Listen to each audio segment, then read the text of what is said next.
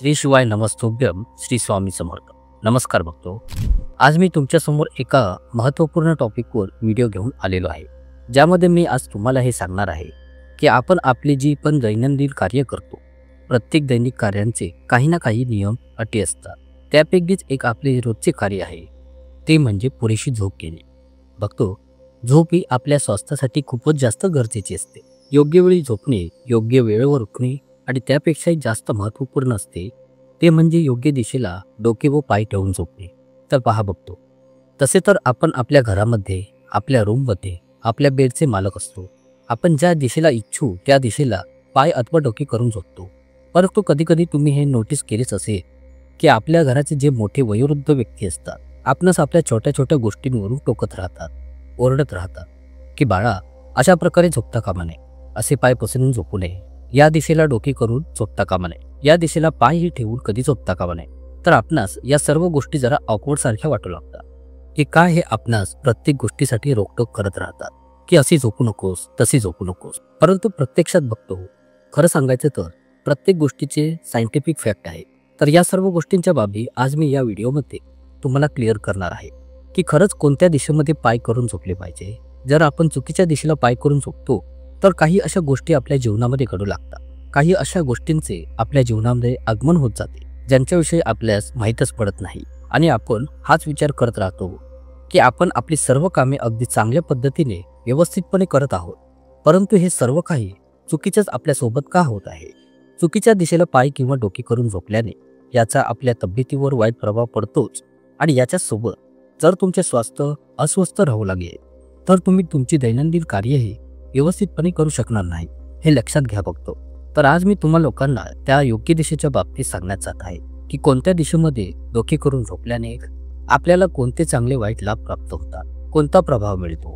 तर तुम्हाला माझी आग्रहाची विनंती आहे की या व्हिडिओच्या एका वाक्यासही तुम्ही मिस करू नका. व्हिडिओच्या शेवटपर्यंत बनून राहा, तुम्हाला काही ना काही महत्त्वाचे अवश्यच प्राप्त होईल. बघतो, जसं की तुम्ही सर्वच जण हे जाणताच की आपल्या हिंदू धर्माची प्रत्येक बाब, कर्म, संस्कार, रूढी, परंपरा, रीतिरिवाज, दिनचर्या, नाते, संबंध, सणवार इत्यादींनी नियम व शासन आणि धर्मांनी बांधलेले आहे.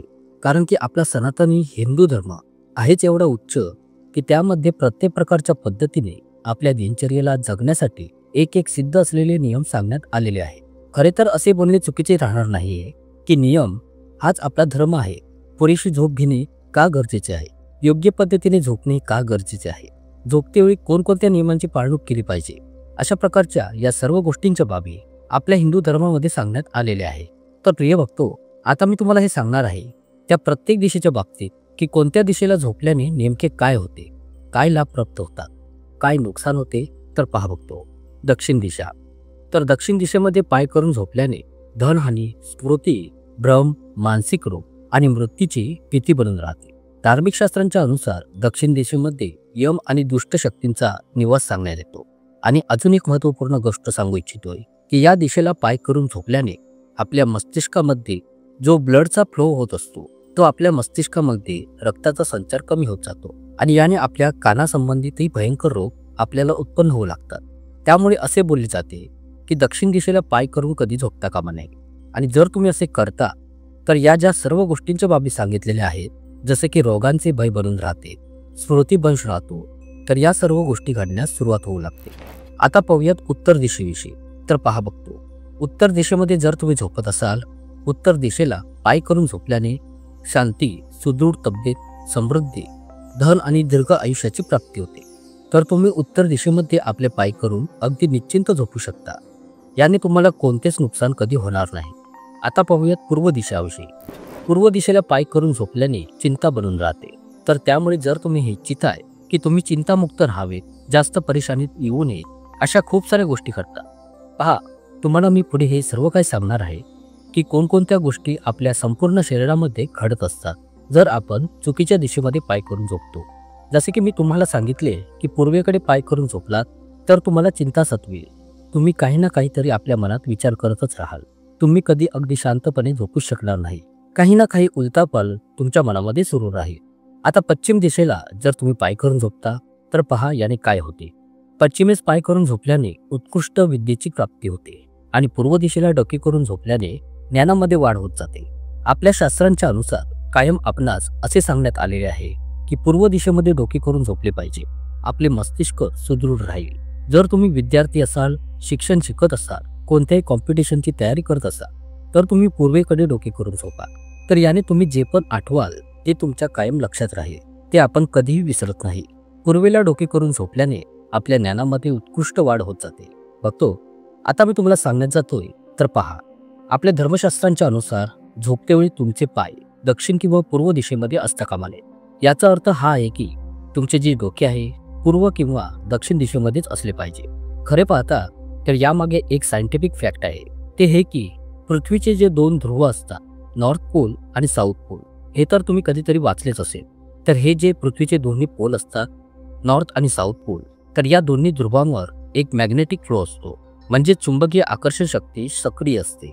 उत्तरी ध्रुवावर धनात्मक प्रभाव आणि दक्षिणी ध्रुवावर ऋणात्मक प्रभाव असतो. अगदी अशाच प्रकारे आपले मानवी शरीरामध्येही आपल्या डोक्याकडील भागावर धनात्मक प्रभाव आणि पायांमध्ये ऋणात्मक प्रभाव असतो.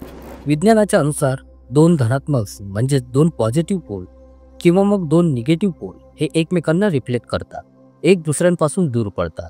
जर तुम्ही सायन्सचे स्टुडंट असाल, तुम्ही मॅग्नेटशी कधी खेळला असाल, तर जेथे दोन्ही एकसमान पोल असतात तर त्या दोघांना एकमेकांच्या जवळ आणले जाईल तर ते एकदमपणे विरोधी बनून उलटापालटी करतात, एक दुसऱ्यापासून लांब जातात.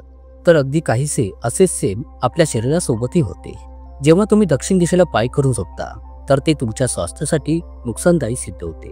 त्यामुळे पहा बघतो, मी तुम्हाला इथे हेच सुचवू इच्छितोय की तुम्ही तुमचे डोके पूर्व दिशेला करून झोपाल तर प्रत्येक बाजूने तुम्ही नेहमी स्वस्थ व सुदृढ राहाल. तुमच्यावरील मानसिक ताणतणावही दूर राहील. तुम्हाला शांत व गाढ झोप लागेल आणि तुम्ही निरोगी राहाल.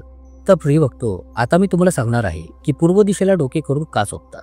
तर पहा, पूर्व दिशा सर्वात उत्कृष्ट दिशा मानली जाते. केवळ आपल्या हिंदू परंपरेतच नव्हे तर संपूर्ण संसार सृष्टीमध्ये सकाळच्या वेळी आपले जे सूर्यनारायण देवता आहे तेही याच दिशेतून उगवतात आणि पशुपक्ष्यांमध्येही याच दिशेतून शक्ती प्राप्त होते.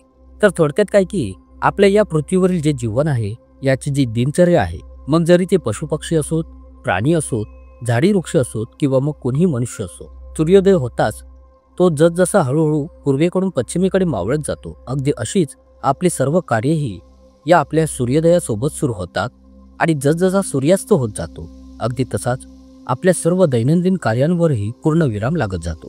तर बघतो, अशा प्रकारे पूर्व आणि दक्षिण दिशा खूपच उत्तम दिशा मानली जाते. जर तुम्ही पूर्व अथवा दक्षिण दिशेला डोके करून झोपता तर याने तुमची तब्येतही सुदृढ बनून राहते आणि यासोबत तुमची जी मानसिक शांती आहे तीही उत्तम बनून राहते. तुम्ही निरोगी राहता आणि त्यामुळे तुमचे सर्व कार्य उत्तम सिद्ध होऊ लागतात. आणि जर तुम्ही विद्यार्थी असाल तर तुमच्यासाठी हे खूपच जास्त उत्तम मानले जाईल, कारण की तुम्ही जे पण वाचाल, अभ्यास कराल, आठवाल ते सर्व काही तुमच्या मन मस्तिष्कामध्ये स्थिर राहील.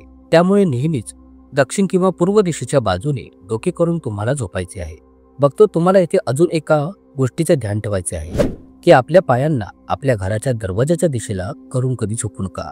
जसं की कधी कधी आपण करतो काय की आपले जे पाय असतात त्यांना अगदी आपल्या घराचा जो मुख्य दरवाजा असतो त्याच्या दिशेने आपले पाय असतात. जर असे असेल तर प्लीज कृपया आपण यापासून वाचून राहा. पायांना घराच्या मुख्य दरवाजाच्या दिशेला करून ठेवल्याने होते काय की आपल्या घराची सुख समृद्धी आणि आपली तब्येत या दोघांचेही भयंकर नुकसान होते. तर या काही महत्त्वाच्या गोष्टी होत्या त्या की मला तुमच्यापर्यंत पोहोचवायच्या होत्या. आशा आहे तुम्हाला ही माहिती नक्कीच आवडली असेल.